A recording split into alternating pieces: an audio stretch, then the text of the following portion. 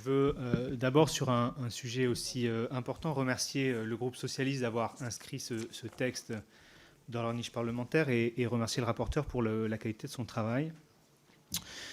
Et dire que ma surprise des interventions du groupe Renaissance, du groupe démocrate et Horizon, quand ils disent partager l'objectif, mais trouvent des arguments un peu spécieux pour dire finalement ce serait trop compliqué, on va pas le faire, c'est pas le bon moment, etc.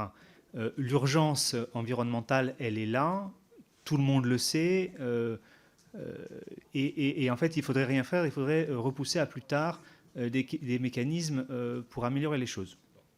Donc, je pense que le rapporteur répondra plus précisément sur vos objections. Je ne vais pas avoir le temps de le faire ici, mais il me semble qu'il y a un manque de cohérence. Il faut, je crois, se rendre compte que sur les questions environnementales et d'écologie de manière générale, on a eu une difficulté pendant très longtemps à faire rentrer ces questions-là dans le droit parce que c'est pas des sujets qui sont au moment du vote des déterminants, ou en tout cas c'est pas forcément le déterminant principal. Donc même si c'est des sujets, tout le monde est conscient, les scientifiques, il y a un consensus scientifique, on a du mal à avoir des majorités pour avancer concrètement sur le droit. Mais le droit avance néanmoins.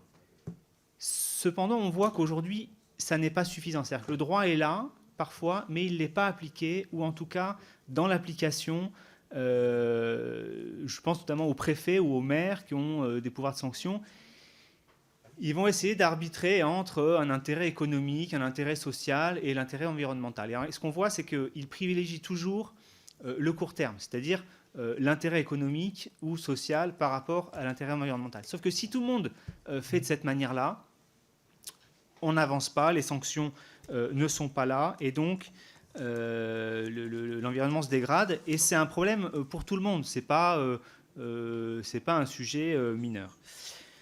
Donc on voit qu'il faut avancer sur les questions systémiques. On pourrait imaginer d'autres processus. Je pense par exemple à une chambre du futur.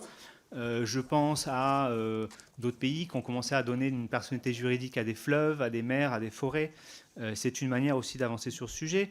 Je pense au principe de non-régression en matière environnementale qu'on pourrait inscrire dans la Constitution, à pourquoi pas un article 40 sur la recevabilité des amendements en matière environnementale. Voilà, des mécanismes, il y en a plein qui existent. Là, on a quelque chose qui est pas du tout, on va dire, farfelu ou innovant ou je ne sais quoi. C'est quelque chose qu'on connaît déjà. On a le modèle du défenseur des droits. C'est quelque chose qui a été travaillé par la Convention citoyenne pour le climat. Il y a eu plusieurs auditions, des rapports, etc. On est dans quelque chose qui est maîtrisé, qui est connu, qui est bordé. Et donc, je ne comprends pas du tout la frilosité sur ce sujet-là.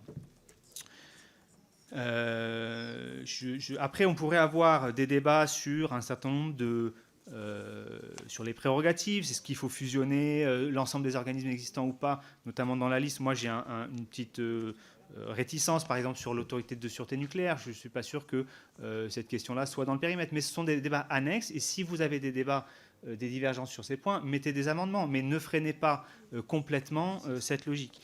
J'ai par ailleurs, et on en rediscutera dans les amendements, c'est pareil, moi j'aimerais plutôt donner plus de poids à cette autorité en faisant une autorité publique indépendante et non pas une autorité administrative indépendante. On pourrait aussi débattre de la nomination, si c'est le président de la République ou le président ou la présidente de l'Assemblée nationale ou autre sur la présidente sur le défenseur de l'environnement. Mais voilà, je pense que le débat il doit avoir lieu sur le concret et il ne faut pas bloquer l'évolution vers ce point. J'ai terminé. Merci.